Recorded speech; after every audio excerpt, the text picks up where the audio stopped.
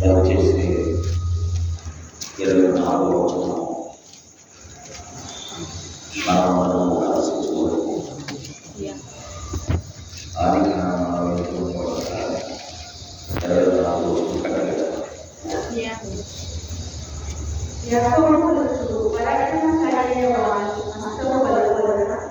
అతని నిన్ను బలమైనడు ఇశ్రాయేలు పడ్డకు వేడివాడను ఆమె నీకు సహాయం చేయు నీ తండ్రి దేవుడి వలన పైనుండి నీకు దీనులతోనూ నిన్ను దాటుకున్న ఆకాశముల దీనులతోనూ సర్వ దీనులతోనూ గర్భముల దీనులతోనూ నిన్ను దీవించు సర్వశక్తి దేవుడి వలన అతని బొమ్మలను సిద్ధపరచబడు.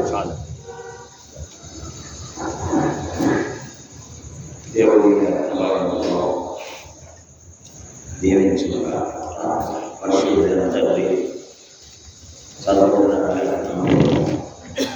ఆశీర్వదించి మేము మాతో మాట్లాడడం మీ సన్నిధిలో మీ చేతుల్లో సమర్పిస్తూ విస్తారమైన కుటుంబం మీ దయతో కోరుకుంటూ యేసుక్రీస్తు వారిని ప్రార్థిస్తున్నాము. ఆది కాండం 49వ అధ్యాయము మనం చదివిన 24వ వచనం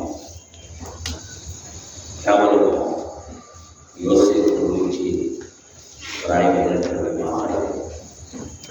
యోసేపును తన తండ్రి అయినటువంటి యాకోబు దీవిస్తూ పలికినటువంటి మాట. అక్కడ 22వ వచనం అంటాడు, నీవు ఫలించకపోవా అంటాడు. 22 నుంచి దాదాపు 28 దాకా యోసేపు వచ్చే దీవెనలను గురించి దైవజనుడైన యాకోబు మాట్లాడే మార్గం. ఈ వాక్యంలో ప్రాముఖ్యంగా అందిస్తున్నది ఏంటంటే 24వ మధ్యలో నీకు సహాయం చేయు నీ తండ్రి దేవుడు అని రాయడం. ఈ రాత్రి ఈ మాట మనం చూద్దాం. నీకు సహాయం చేయు నీ తండ్రి దేవుడు. యోసేపు యొక్క జీవితాన్ని మనం పరిశీలించినట్లయితే తల్లి లేనటువంటి వాడు. యోసేపు తల్లి చనిపోయింది. బెన్యామీను కన్నంలో 30వ అధ్యాయంలో యోసేపు యొక్క తల్లి రాహేలు చనిపోయింది. అది ఆది కాండం 30వ అధ్యాయంలో మనం ఈ సత్యాన్ని చూస్తాం. తల్లి లేని వాడిగా యోసేపు పెరిగాడు. అయితే తల్లి లేని ఈ బిడ్డకు బాల్యం నుండి సహాయకుడు ప్రభు అయిన దేవుడు. వీళ్ళగా లోకంలో తల్లి లేని వారికి తండ్రి లేని వారికి ఆధారం ప్రభు అయిన దేవుడే. ఈనాడు తల్లిదండ్రులు కలిగిన వారు దేవుని పుణ్యత కలిగిన వారు. ఎందుకంటే అడిగింది వల్ల ఇవ్వడానికి భౌతికంగా తల్లిదండ్రులు ఎదుగుతా ఉన్నారు కాబట్టి కృతజ్ఞత కలిగి ఉన్నారు. అయితే యోసేపు యొక్క జీవితంలో తల్లి లేకపోయినా బాల్యం నుండి పరలోకపు తండ్రి అయిన దేవుని పైన ఆధారపడినవాడు. కనీసం సహోదరుల ద్వారా ఆదరణ పొందుతూ ఉంటున్నాడు. అయితే సహోదరుల ద్వారా ఆదరణ పొందలేకపోగా వేషించబడదు. చివరికి కొట్టబడి రోడ్డు వేయబడి అమ్మబడిన అనుభవంలోనికి యోసేపు వచ్చాడు. ఇలాంటి అనుభవంలోకి యోసేపు వచ్చిన దేవుడు మాత్రం ఏం చేయలేదు, విడిచిపెట్టలేదు. దేవుడు చెప్పిన మాట స్పష్టంగా మనిషిగా నెరవేర్చాడు.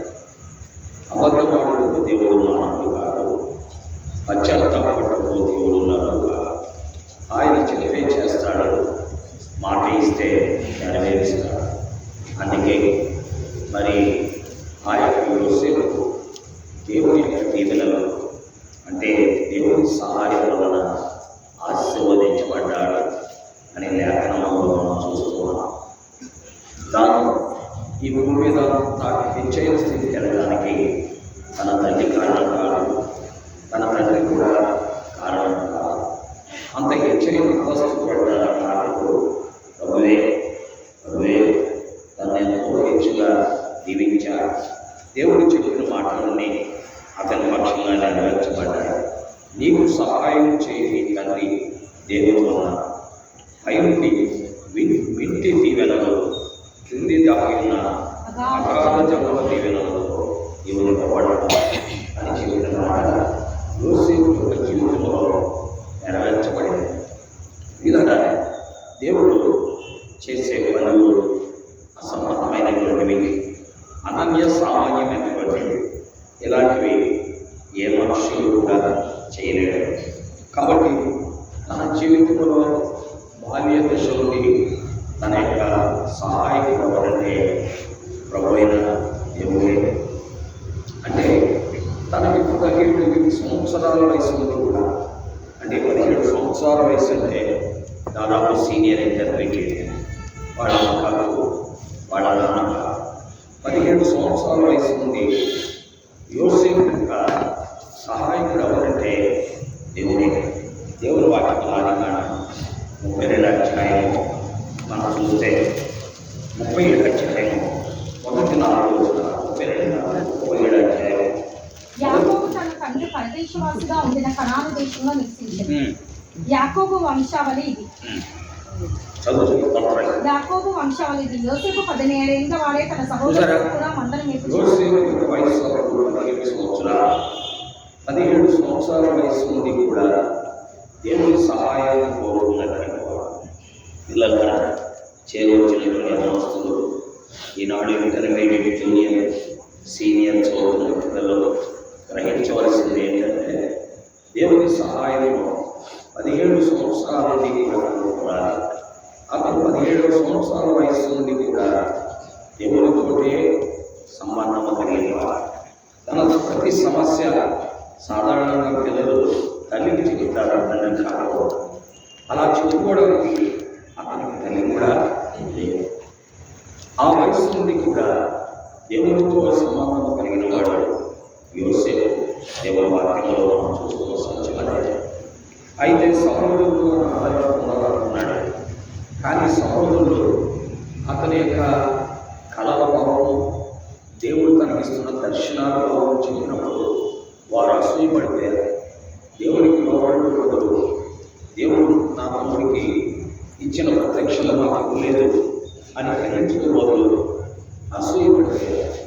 అయినా దేవుడు తన ఇచ్చిపెట్టాడు. దేవుడే తనకి నుండి కూడా సహాయకుడిగా ఉన్నాడని వాక్యం ద్వారా మనం చూస్తూ ఉన్నాం. ఇలా ప్రభు అయిన దేవుడు ఎప్పుడూ సహాయకుడు. అందుకే 146 చెప్పిన 5వ వచనంలో ఒక మాట ఏముంది? ఎవరికి యాకోబు దేవుడు సహాయకుడు, ఎవరికి వాడు. కాబట్టి ఎవరికైతే ఆ దేవుడు సహాయకుడుగా ఉంటాడో, ఎవరైతే ఆ దేవుని పైన ఆశ పెట్టుకుంటాడో వారి నిజంగా ధన్యుడు అని లేఖనం రాయబడింది. కాబట్టి మానవ నిర్మాణమైన దేవుడు, పంచలోకంలో నిర్మాణమైన దేవుడు అద్వితీయుడు, అసమానుడు. సత్యయుడుగా ఈ భూమి మీదకి మానవ రూపంలో యేసుక్రీస్తు వచ్చారు. ఎవరు ఆయన పైన ఆశ పెట్టుకుంటారో, ఎవరు ఆయన పైన ఆయన సహాయం కోరుతారో వారి నిజంగా ధన్యుడు అని 146 వచనంలో మనం చూస్తున్నాం. కాబట్టి దేవుడు వాక్యం వింటున్న ఇలా దేవుని యొక్క సహాయాన్ని మనము అనుభవించవలసినటువంటి వారు. బాల్య దశ నుండి కూడా దేవుని పైన ఆధారపడుతారు. పిల్లలకు తల్లిదండ్రులు నేర్పించాలి. ఒకరికి బంగారం ఉండవచ్చు, వెండి ఉండవచ్చు, ఆస్తి ఉండవచ్చు, ఎన్నో లక్షల రూపాయలు ఆస్తి ఉండవచ్చు. అయితే కేవలం దేవుని పైన ఆనుకునేటువంటి ఆ జీవితాన్ని పిల్లలకు బాల్య దశ నుండి కూడా తల్లిదండ్రులైన వారు నేర్పించాలి. దయచేసి గమనించాలని మనం చేస్తున్నాం. కాబట్టి ఎవరికి యాకోబు దేవుడు సహాయుడు, ఎవరు తన దేవుడైన యెహోవా మీద ఆశ పెట్టుకుంటాడో వాడు ధన్యుడు. దేవుని వాక్యంలో ఈ కొన్ని విషయాలు మనం చూసి ముగిస్తున్నాం. దేవుని వాక్యంలో మనం అడుగుతుంటే పిల్లల యెషయాలో ఒక మాట రాయబడు. ఏమైనా చూద్దాం. యెషయాలో 40వ అధ్యాయము 40వ వచనం చదువుతాం. చూడండి. నీ దేవుడైన యెహోవానకు నేను భయపడకుము, నేను నీకు సహాయం చేసేదను. దేవుని వాక్యంలో మనం చూస్తున్నాం. 41 చదవండి. నీ దేవుడైన యెహోవానకు నేను ఈ దేవుడైన యెహోవా భయపడకుము, నేను నీకు సహాయం ఇలాగా చేసేదను. ఆ ప్రభువుకి దేవుడుగా ఉండాలి. యేసుక్రీస్తువు నీకు దేవుడుగా ఉండాలి. ఈనాడు నామములో చేస్తున్న మనుషులు యేసుక్రీస్తును ఏమనుకుంటారంటే ఒక మతస్థాపకుడు అని అనుకుంటున్నారు, ఒక మతానికి చెందినవాడు అని భావిస్తున్నారు. కానీ ఆయన మానవ నిర్మాణమైన దేవుడు, మానవులందరికీ దేవుడు ఒకటే. ఆయనే ప్రభువైన యేసుక్రీస్తు. అందుకని ఏమన్నాడంటే దేవుడు మాటలో నీ దేవుడైన యెహోవానకు నేను భయపడకుము, నేను నీకు సహాయం చేసేదను. ఆ ప్రభువారి గురించి చెప్పేది ఏంటంటే భయపడదు. ఎవరైతే ధైర్యాన్ని కోరుకుంటున్నారో, ఎవరైతే ఒంటరితనంలో ఉంటున్నారో, ఎవరైతే ఒంటరిగా ఉంటున్నారో వారందరికీ ధైర్యాన్ని ఇచ్చేవాడు భయపడము, నేను నీకు సహాయం చేసేదని చెప్పుచు. నీకు సహాయం చేసేవాడు నేనే. నీకు ఇచ్చేది కాబట్టి పిల్లగా నీకు కుడి చేతిని పట్టుకున్నవాడు కూడా నేనే. మనకి మన కుడి చేతిని పట్టుకుని మనకు సహాయం చేసేవాళ్ళు ఈ భూమి మీద ఎవరు కూడా లేరు. మన కుడి చేతిని పట్టుకుని మనకు సహాయం చేయగలిగిన వాడు ప్రభువైన యేసుక్రీస్తు వారు ఒక్కడే. కాబట్టి పిల్లగా ఎప్పుడు ఆ క్రీస్తు ప్రభు పైన ఆనుకోవాల్సిన ఆవశ్యకత మనకి ఉంది. అందుకే వాక్యంలో 40వ అధ్యాయం 10వ వచనం మనం చూస్తే మనం భయపడాల్సిన పని లేదు. రెండవది మనకు సహాయపడేవాడు దేవుడే. కాబట్టి ఎప్పుడు కూడా గాడ్ ఈజ్ అవర్ హెల్పర్. అందుకనే ఆయన పైన మనం ఆనుకోవాల్సిన వాడు. అందుకే 54వ అధ్యాయం కీర్తనలో మొదలుపెట్టారు. ఏమంటున్నాడంటే 4వ వచనంలో ఇదిగో ప్రభువే నాకు సహాయకుడు, ప్రభువే నా ప్రాణమును ఆదరించువాడు, ఆయనే నా ప్రాణమును ఆదరించువాడు. ఇదిగో దేవుడే నా నాకు సహాయం. సహాయం. ఇదిగో ప్రభువే నా సహాయకుడు, ప్రభువే నా ప్రాణమును ఆదరించువాడు. కాబట్టి పిల్లరా నీకు చేతుని నీకు సహాయం చేసేవాడు ఆయనే. నిన్ను ఆదరించి నీకు సహాయపడేవాడు కూడా ఆయనే. కాబట్టి భవిష్యత్తు ఎలా ఉంటుంది, పరిస్థితులు ఎలా ఉంటాయి, సంగతులు ఎలా ఉంటాయి అని భయపడడు. ఎవరంటే ప్రభువు తన కుడి చేతిని ఇచ్చినటువంటి వాడు.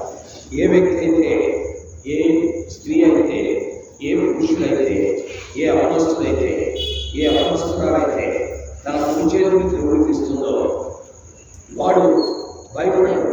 ఎందుకు అంటే ఆయన సహాయం చేసేవాడు. అందుకే లేఖనాలు మనం చూస్తున్న విషయం ఏంటంటే దేవుని వాక్యంలో స్పష్టంగా రాయబడిన మాట, ఆయనే మనకు సహాయకుడు, ఆదరించేవాడు, ధైర్యం వచ్చేవాడు.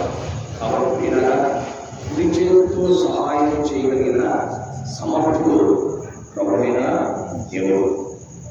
అందుకనే వాక్యంలో ఒక్కోసారి మనకు శ్రమ కలిగినప్పుడు మనం అనుకుంటాం, బాధ కలిగినప్పుడు మనం ఏమనుకుంటాం అంటే పిల్లల గౌరవ దక్షిణాస్తము మార్పు చెందినందుకు నాకు కలిగిన శ్రమయే కారణమని మనం అనుకుంటాం. అంటే ఆయన కుడి చేయి మారిందేమో అనుకుంటాం, మారదు.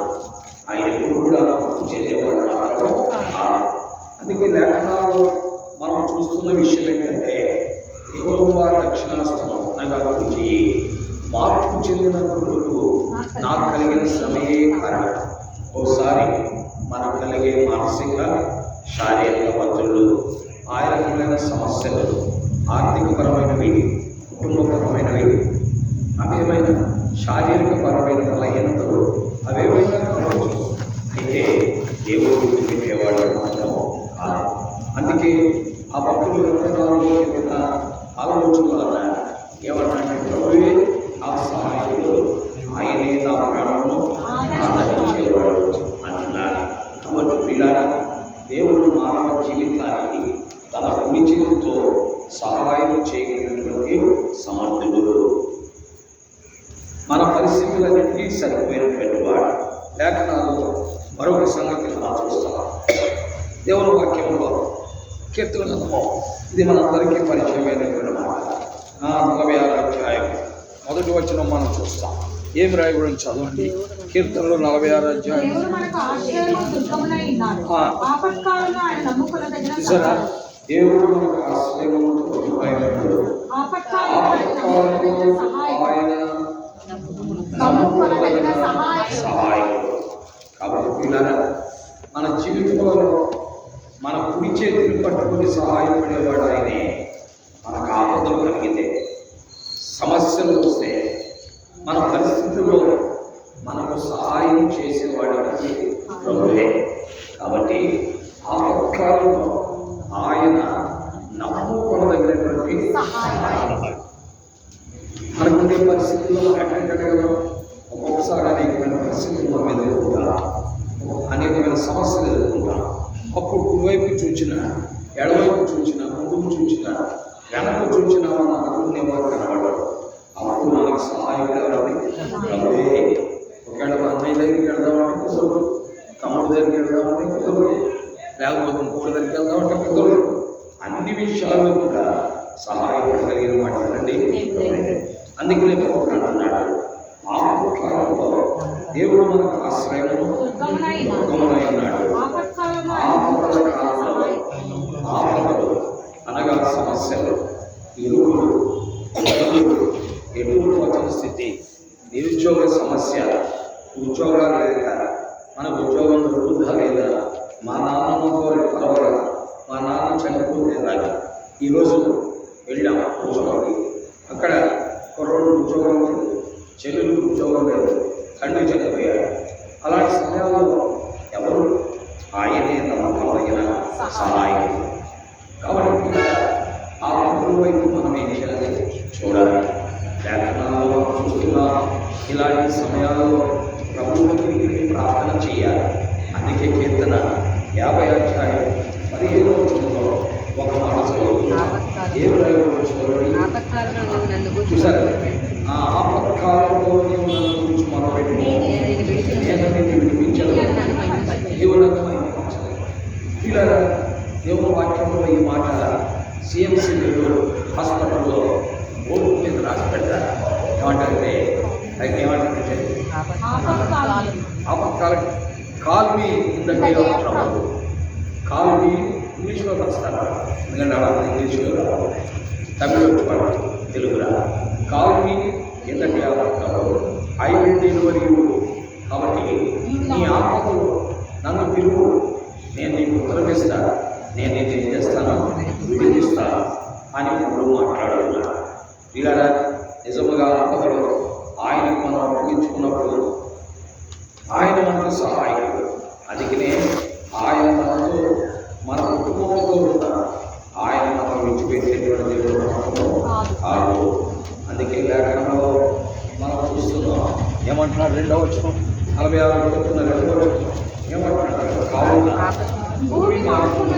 నడి సముద్రములలో పర్వతములు మునిగినవి. చూసారా, ఒకవేళ భూమి మారుతున్న నడి సముద్రంలో వాటి జలమును పోషించుచు ఆయన విడిచిపెట్టే దేవుడు కాదు. ఎందుకని ఆయన వచ్చిన దేవుడు పట్టణంలో ఉన్నాడు, కనుక దానికి నాశనము చలము లేదు. అరుణోదయమైన దేవుడు తనకు సహాయం అది ప్రతి దినము దేవుడు దానికి సహాయం చేస్తున్నాడు. ఆయన విడిచిపెట్టే దేవుడు కాదు, ఆదుకునేటువంటి దేవుడు, ఆదరించేటువంటి దేవుడు. కాబట్టి వినరా, భూమి మార్పు పొందిన పరిస్థితులు అంటే సహాయం చేస్తానన్నవాడు మారిపోయినా, ఆదుకుంటానన్నవాడు మారిపోయినా, మన అన్నయ్య మనకు సహాయంగా ఉంటాడు, ఇంటికి వెళ్తాడు కదా అని అనుకుంటే వాడు మన మొక్క చూడకపోయినా, మన బంధువులు మన మొక్క చూడకపోయినా, మన బంధువులు ఇలా ప్రభువు విడిచిపెట్టే దేవుడు మాత్రము భూమి మార్పును దినము నడి సముద్రము పర్వతములు ఆయన వాటి జలములు ఘోషించిన దేవుడు పట్టణంలో ఉన్నాడు లేదు అరుణుడే దేవుడు దానికి సహాయం చేస్తాడు అని లేఖనంలో చూస్తున్నాం. కాబట్టి పిల్లరా ఆపదలో పరిస్థితులు కారణంగా ఉన్నప్పుడు మనకు సహాయపడగలిగిన సమర్థుడైనటువంటి వాడు ఎవరంటే దేవుడే. కాబట్టి ఆ సహాయకుడైన ప్రభు పైన మనం ఏం చేయాలండి? ఆధారపడవలసిన వారు ఉన్నాం. ఆయన పైన మనం ఆనుకోవలసిన వారు ఉన్నాం. ఆయన వైపు మనం చూడవలసిన వారు ఉన్నాం. ఆయన మనకు సహాయకుడు. ఆయన మనతో ఉంటే కనుక మనకేం లేదండి, చలనం లేదు. ఏమి లేదు, చలనం లేదు.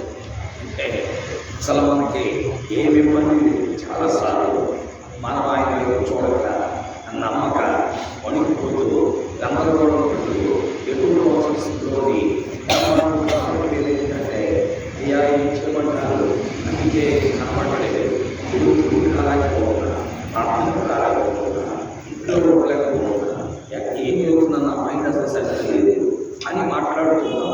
ఎందుకు కారణం ఏంటి? ప్రభు వైపు చూడనందు కూడా ఇలా ఇది చాలా ప్రమాదకరమైన పరిస్థితి.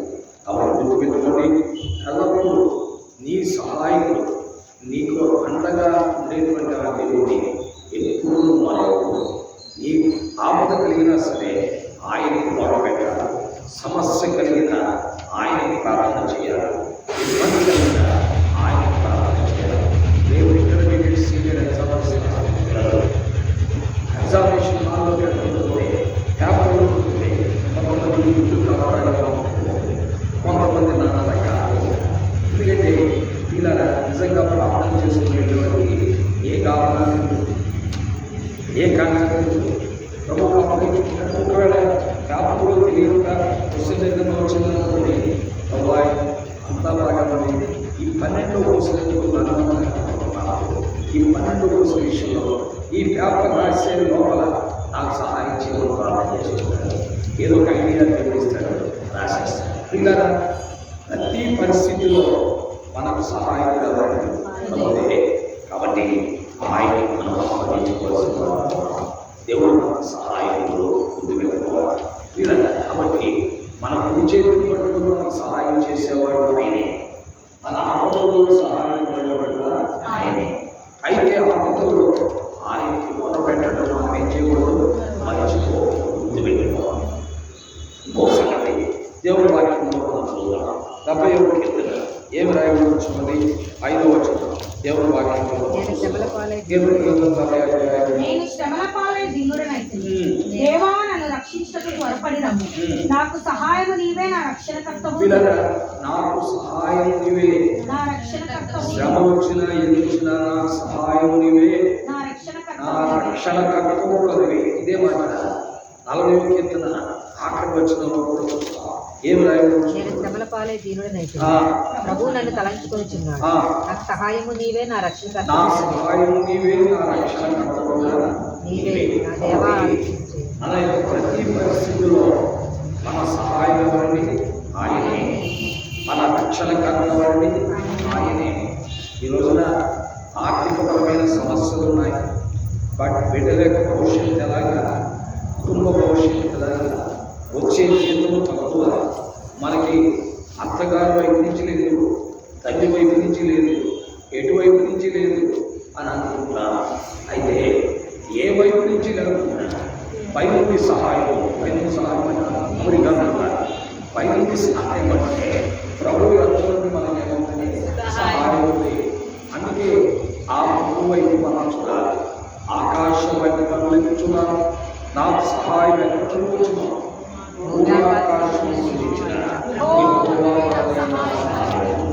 అని మొదటి కీర్తన మొదటి రోజుల్లో మనం చదువుతున్నాం. ఏమన్నా రాయబడింది? ఏమంటున్నాడు? ఆకాశం వైపు కనులెత్తుచున్నాను, నాకు సహాయం ఎక్కడ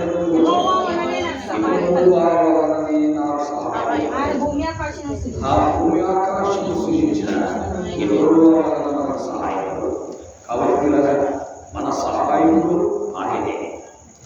రక్షణకర్త కూడా ఆయనే. మన జీవితంలో ఈనాడు మానవుని పాపమును విడిపించేవాడు ఆయనే. సాతాను బానిసత్వం నుండి విడిపించేవాడు ఆయనే. పిల్లల శాపగ్రస్తమైన జీవితం నుండి విడిపించేవాడు ఆయనే. మానవ జీవితంలో భయంకరమైనటువంటి దుర్బల దౌర్భాగ్య దుర్వాసన నుండి విడిపించేవాడు కూడా ఎవరండి? ఆయనే. అందుకే దావీదు లేదా అపోస్తలులైన పౌలు అన్నాడు, పాపులను రక్షించుటకు వచ్చిన వాక్యము నమ్మదగినది. ఈ భూమి మీదకి వచ్చింది ఎందుకంటే పాపైన మానవుని రక్షించడానికి వచ్చాడు. రక్షించిన మానవునికి సహాయం చేయడానికే వచ్చాడు. కాబట్టి పిల్లరా, నీ పాపమును విడుదల పొందాలన్నా యేసుక్రీస్తే, నీ సాతాను బానిసత్వం నుండి విడుదల పొందాలన్నా యేసుక్రీస్తే, దుష్ట శక్తుల నుండి విడుదల పొందాలన్నా యేసుక్రీస్తే, నీ మానసిక ఒత్తిడి నుండి విడుదల పొందాలన్నా యేసుక్రీస్తే. మనుషునికి మేలు చేయగలిగినవాడు ఆయనే. మానవ జాతిని రక్షించడానికి ఆ ప్రియ ప్రభువు పాపులకి వచ్చాడు. అందుకే యేసు ప్రభు పేరు యేసు అనగా తన ప్రజలను వారి పాపముల నుండి ఆయనే రక్షించును కదా. ఆయన పేరు యేసు. ఇలాగా మానవ పాప విమోచకుడు, మానవ రక్షకుడు యేసుక్రీస్తు ప్రభువు అంటే ఎటు వెళ్ళినా, ఎటు చూచినా, ఎక్కడికి వెళ్ళినా ఈ పాపానికి క్షమాపణ లేదు. అందుకే లేఖనంలో రాయబడింది, ఇదిగో లోక పాపములను అని ప్రభు గురించి చెప్పబడిన మాట మనం చూస్తున్నాం. ఇలాగా అందుకే లేఖనాలు ఆ ప్రియ ప్రభువు మన అతిక్రమ క్రియలతో గాయపరచబడాలి. ఎందుకని? నీ పాపం క్షమించబడాలి. నీ పాపం విడుదల పొందాలంటే క్రీస్తు ప్రభు బలి అర్పణ కావాలి. అందుకే మన అతిక్రమ క్రియల కొరకు ఆయన గాయపరచబడ్డాడు. మన దోషముల కొరకు నలగొట్టబడ్డాడు. మనకు రావాల్సిన సమాధానార్థమైన శిక్ష ఆయనకు ఉంది. ఆయన పొందిన దెబ్బల చేత మానవ జీవితానికి స్వస్థత కలుగుతుంది. ప్రియా దేవుడులారా, యేసుక్రీస్తు శిలువలో శ్రమపడింది. అందుకే పాట పాడాలి, యేసు చావు దేశముపై నీ కొరకే నా కొరకే ఎంత గొప్ప శ్రమలో చెను. నీ కొరకే నా కొరకే ఎంత గొప్ప శ్రమలో చెను. నీ కొరకే నా కొరకే. యేసుక్రీస్తు యొక్క రక్తం నది వలె ఆ శిలువలో నుండి ప్రవహించిందని, మానవ పాప పరిహారం కొరకై ఈనాటికి ఆ రక్తము సిద్ధమవ్వాలని, మానవ పాపములకు రావాల్సిన శిక్ష క్రీస్తు ప్రభువు భరించాడని. అందుకనే ఆ భక్తులను అన్నాడు, నీవే నా సహాయంలో, నీవే నా రక్షణ అంటున్నాడు. అందుకనే పిల్లల మానవుని రక్షించగలిగిన వాడు, మానవుని ఆదుకోగలిగిన వాడు, మానవునికి సహాయం చేయగలిగిన వాడు, మానవునికి తోడుగా ఉండగలిగిన వాడు, మానవుని సమస్యలలో ఆపదలు ఆదుకోగలిగిన వాడు ప్రభువైన యేసుక్రీస్తు వారు ఒక్కడే. అందుకని లేఖనాలలో చెప్పబడింది ఏమంటున్నట్టే, నాకు సహాయం నీవే, నా రక్షణ నీవే. ఇలా మన జీవితానికి మూలం, మన జీవితానికి సహాయం ఆయనే. మన రక్షణకర్త కూడా యేసు ప్రభువే. నమ్ముగా ఆ ప్రియ ప్రభు దగ్గరకు పోగా కనీసం ఈ యొక్క శ్రమ దినాలైనా క్రీస్తు ప్రభువు తట్టు చూడాలి. నీ సొంత జ్ఞానం, నీ స్వనీతి, నీ సొంత ఆలోచనలు, నీ సొంత మార్గాలు విడిచిపెట్టాలి. ప్రభువు వైపు చూచి ప్రభువు పైన చూడాలి. ఇలాగా ఏ మతాన్ని నువ్వు అనుసరించినా నీ పాపానికి పరిహారం లేదు. ఏ మతాన్ని ఆశ్రయించినా నీ పాపానికి పరిహారం లేదు. ఈ భూమి మీద ఈ ఆకాశంగా మానవ పాపానికి పరిహారం, మానవ రక్షణ యేసుక్రీస్తు ప్రభువు వారని. ఆయన నీ కొరకై తన ప్రాణాలను ధారపోశాడు అని 53వ కీర్తన మరి 11వ వచనంలో 53వ అధ్యాయం యెషయా కీర్తనగా యెషయా 53వ అధ్యాయం 6వ వచనంలో మనం చూస్తున్నాం. అనేకుల పాపములు భరించి ఆయన అనేకుల పాపములను భరించి మరణమునొందినట్లు తన ప్రాణమును ధారపోశారు. ప్రియులారా, యేసుక్రీస్తు ప్రభువు అనేకుల పాపములను భరించాడు. నీ పాపమును భరించిన వాడు, నీ అక్రమమును భరించిన వాడు కాబట్టి నిన్ను రక్షించగలిగినటువంటి వాడు. నీ పాపమును, నీ అక్రమమును, నీ దోషమును భరించిన వాడు మాత్రమే నిన్ను రక్షించగలడని. నీ పాపమును, నీ అక్రమమును, నీ దోషమును భరించిన వాడు నిన్ను రక్షించలేడు. కాబట్టి అందుకే ప్రభువు అంటున్నాడు, నా సహాయము ఆయనే, నా రక్షణకర్త కూడా ఆయనే అని ప్రభువు పైన ఆనుకుంటున్నాడు. ఈ భూమి మీద మన జీవితాల్లో మనకు సహాయకుడు, మనల్ని రక్షించేవాడు కూడా యేసుక్రీస్తు ప్రభువే. ఆయన తప్ప వేరొకరు లేరు. అందుకనే బైబిల్లో మరి సమూయేలు 2వ గ్రంథం 7వ అధ్యాయం 22వ వచనంలో స్పష్టంగా చెప్పాడు. ఏమని? నీవు అత్యంత మహాత్యము కలిగినటువంటి వాడు, అత్యంత ఘనత కలిగినటువంటి వాడు, ఈ వంటి దేవుడు మేము వినిదానికంటే చూడగా నీవు తప్ప దేవుడు మేము వినిదాన్ని బట్టి చూడగా నీవు తప్ప దేవుడు ఎవడనూ లేడు. ఇలా ఈనాడు ప్రపంచంలో 750 కోట్ల జనాభా ఆశ్రయమై ఉన్నాడు. ఈనాడు భారతదేశంలో 140 కోట్లు కూడా ఆశ్రయం ఎవరంటే ప్రభువైన యేసుక్రీస్తు వారి.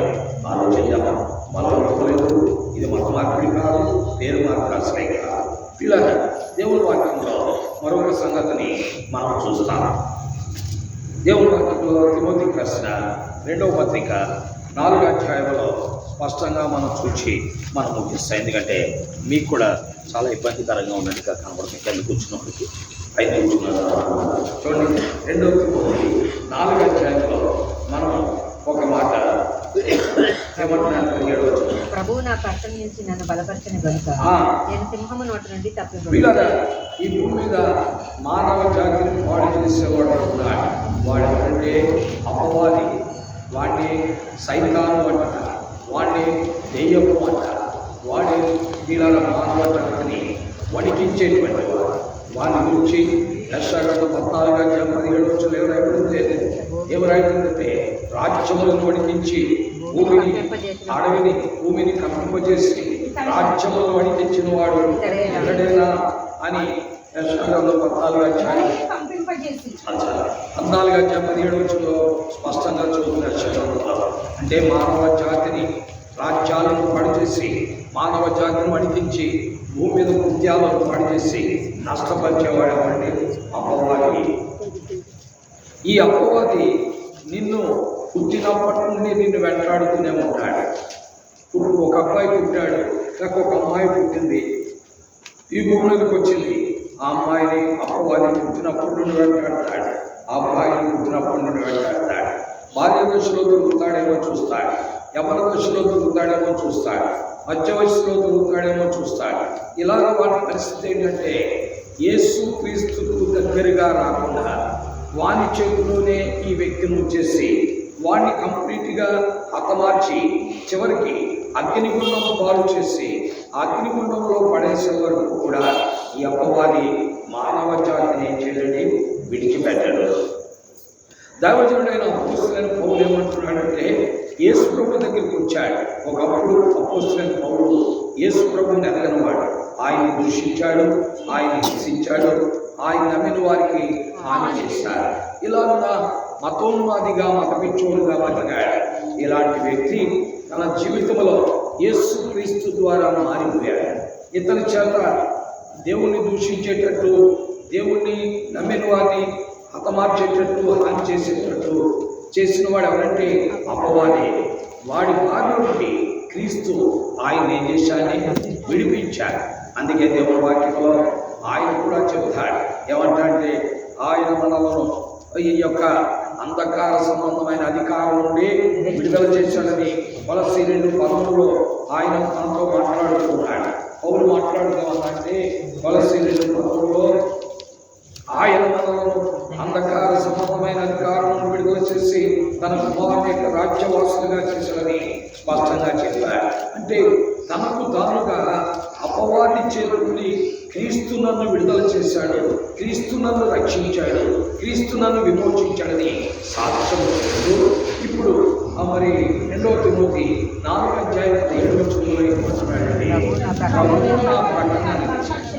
నేను అపవాది చేతుల్ని విమోచించబడినప్పటికీ నాకు కూడా వాడు వచ్చి ఏం చేశాడంటే ఎక్కడ దొరుకుతానో చూచి నన్ను క్రీస్తులో నుండి బయటికి లాగేయాలని అపవాది అహర్నిశలు 24 గంటలు 365 రోజులు ఏం చేశాడు, ప్రయత్నం చేశాడు నా జీవితంలో. ఇలాంటి ప్రయత్నములో అక్కడ జరిగింది ఏంటంటే ప్రభువు నా ప్రక్కన నిలిచి నాకు సహాయం చేశాడు. ప్రభువు నా ప్రక్కన నిలిచి నాకేం చేశాడని సహాయం చేశాడు. కాబట్టి సింహము నోట నుండి నేనేం చేయబడ్డా. మన జీవితాల్లో మనల్ని విడిపించి కాపాడేవాడు ఎవరు? యేసు ప్రభువు. కాబట్టి ఎల్లప్పుడూ యేసు ప్రభువు పైన మనం ఏం చేయాలని ఆలోచించిన వాడు. కాబట్టి మన కుడి చేతిని పట్టుకుని మనకు సహాయపడేవాడు యేసు ప్రభువే. మన ఆపదలలో మనకు సహాయపడేవాడు యేసు ప్రభువే. అంతేకాదు మన జీవితంలో ప్రియులారా మనకున్నటువంటి ఆ రకమైన అనుభవాల్లో మనకు సహాయం చేస్తూ మనల్ని రక్షించేవాడు కూడా యేసు ప్రభువే. అంతేకాదు ఈ లోకాన్ని విడిచిపెట్టే వరకు లేక ప్రభు మధ్యాకాశంలోకి వచ్చే వరకు మనల్ని సహాయం చేసి కాపాడేవాడు కూడా ఎవరని? యేసు ప్రభువే. కాబట్టి పిల్లరా ఆ ప్రభువునందు మనం విశ్వాసం ఉంచవలసిన వారు, ఆ ప్రభువుని మనం హత్తుకోవలసినటువంటి వారు. ఆ ప్రభువుని హత్తుకున్నది ద్వారా నీ పక్షముగా పోరాడి విజయాలు సాధించి పెట్టేవాడు ఆయనే. ఈ రోజున ఒక దినమున ఒక యవనస్తుడి మీదకి అపవాది వచ్చాడు. ఏ రూపంలో అంటే గొల్యాతు రూపంలో వచ్చాడు అపవాది ఒక యవనస్తుడి మీద, లేక ఇశ్రాయేలీయుల మీదకి వచ్చాడు. అప్పుడు అతను ఏమన్నంటే యుద్ధం ఎవరిది? యెహోవాదే. ఈ దినమున యెహోవా నా చేతికి అప్పగిస్తున్నాను, నేను నిన్ను తప్పకుండా జయిస్తాను అని ధైర్యముతో పలికాడు. అది మనం 1 సమూయేలు 17:47 మనం చూస్తూ ఉంటాం. ప్రియా స్నేహితులారా, దేవుని వాక్యం వింటున్న ప్రియులారా, యేసు క్రీస్తు అందరికీ ప్రభువు, యేసు క్రీస్తు అందరికీ సహాయకుడు, యేసు క్రీస్తు అందరికీ ఉపకారి, యేసు క్రీస్తు అందరినీ ఆదుకునేవాడు, యేసు క్రీస్తు అందరి ప్రక్కన నిలిచి మరి సింహము నుండి మానవ జాతిని తప్పించేవాడు యేసు ప్రభువే. ఆలోచిద్దాం, నిర్ణయాలు మనమే, బలవంతం లేదు. అవి తెలుసుకున్న విశ్వాసం నుంచి ఆయనపై ఆనుకుని ఆయన వెంబడించినట్లుగా పరిశుద్ధాత్మ దేవుడు మనకు సహాయం చేయగా ఆమె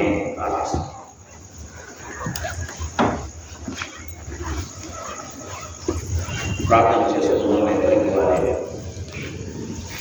ప్రభు పైన చూద్దాం, ప్రభు పైన ఆనుకుందాం, ప్రభు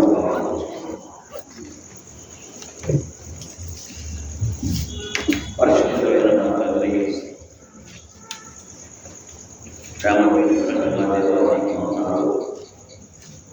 ఈ కుమారుడు రక్షకుడైన యేసు క్రీస్తు రక్షకుడమైన ఘనమైన శ్రేష్టమైన హెచ్చించబడిన ఆ పేరిట నీ పాదములకు రావడానికి నీ దాసుగారు తల్లిగారు మరి ఒకరిలో ఇచ్చిన అవకాశంలో మీకు స్తోత్రాలు.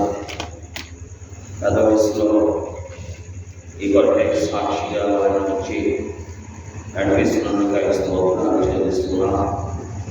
సాయంకాలం వారి గృహాన్ని మీరు ఆత్మని మా మధ్యలో తెచ్చిన మీ లేఖనంలో స్తోత్రాలు. ఈ మాటలు మాకు మా పాదముల దీపము, మా త్రోవకు వెలుగుతున్న ఈ మాటలు వెళ్ళడే వరకులోనే మా వెలుగు కలుగుతుంది, మాలో ఉన్న చీకటి కలుగుతుంది.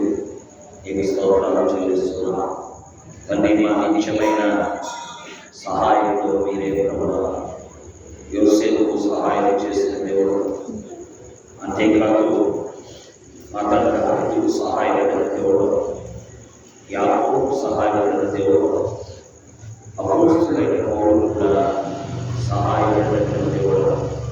ఈ స్తోత్రాలు మహానాడు ఈనాడు కాలంలో మాకు కూడా సహాయం చేయగలిగిన సమర్థుడు. అవన్నీ పరిపూర్ణంగా నీ మీద అనుకుని నిన్ను వెంబడించే కృప మనందరికీ కలిగించేది. ఈ వాక్యమును ముద్రించాలి. 90 మందికి మేలు చేయండి తండ్రి అని నిష్ప్రయోజనంగా నీ యొక్క మొదలుగా నీ కళ కార్యం చేసి మీరే మహిమపోవాలి. అది నీ మాట కాలం, నీ మాట చీకటి గల చోట కలిగించి దీపమని చేయాలి. ఆ నీ కార్యం నెరవేర్చి మహిమ నీ చేతులు సమర్పించుకోవాలి. యేసు క్రీస్తు వారి దివ్య నామములో స్తోత్రించి మరోసారి ఈ దాసుల యొక్క కుమారులు మాటలు వారి గురువారు వారి సంతానం అందరినీ నీ పాలన ఇటీవల కాలంలో వారి ముందుగా నీ కృప వారికి వారి నుంచి పెట్టిన కుటుంబానికి అనుగ్రహించాలి. మీ దాసులకు స్థానాన్ని మీరే నీ చేతులకు సమర్పించుకోవాలి. యేసు క్రీస్తు వారి నామములో స్తోత్రించి ప్రార్థిస్తున్నాను తండ్రి.